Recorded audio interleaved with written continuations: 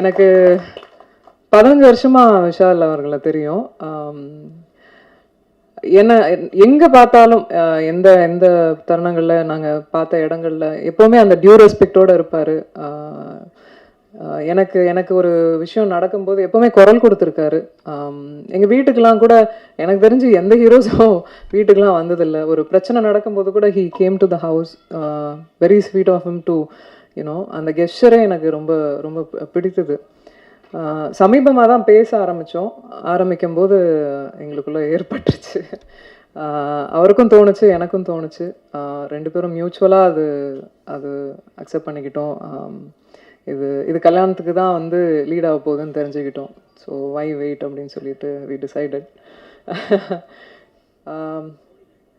ஒரு விஷயந்தான், I just want him to be happy, அவ்வளோதான். And I love you. அவ்வளோதான் நான் எக்ஸ்பெக்ட் பண்ணுறது அவர்கிட்ட.